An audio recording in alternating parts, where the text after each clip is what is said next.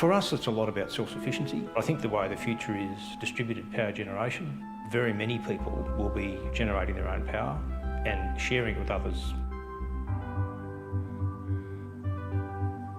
I think it's more about independent power generation rather than necessarily being off-grid. But we love being off-grid for other reasons. We've been on this land for nearly 3 years now and we haven't had to pay any bills in that time. If you get just the design of the house itself correct, your energy consumption can be so greatly reduced. And anybody can do that, doesn't matter where you live. We've had blackouts around here and we'd sit here with our lights on and everyone else is dark. There's that sort of smugness, I guess. Every new house that's built should have good passive solar thermal design. Taking maximum advantage of the sun. We've got these big windows that let the sun shine in. The sun shines on this large area concrete floor that soaks up the warmth during the day. It stays warm for a long time into the evening, keeps the house warm. We don't use power for heating or cooling. Right now it's probably getting up around the mid-20s, even though I think it's about 6 degrees outside at the moment. There's a lot of satisfaction in just taking responsibility for the resources that we use. Yeah, just being very hands-on about how the house is operating, how the power's going. It's a lot of fun, actually.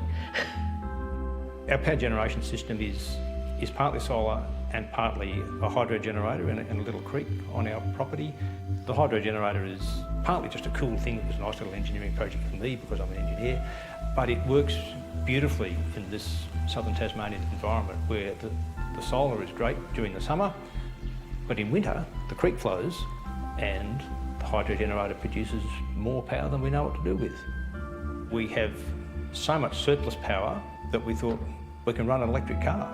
We think it's really cool to have a car that I describe as running on sun and rain.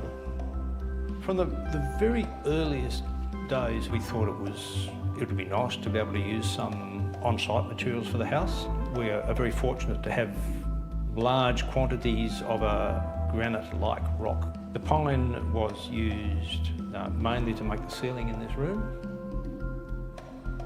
Well, what can we say about the view? I think it pretty much speaks for itself. With this land, we have a chance to conserve a bit of natural forest. We think it's just wonderful having a private national park.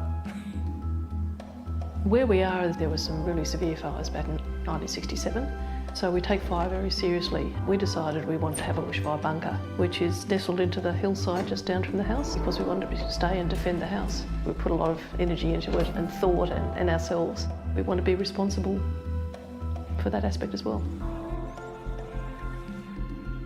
I can be just walking around the land here and I just get these little thrills of delight that we're fortunate enough to live here.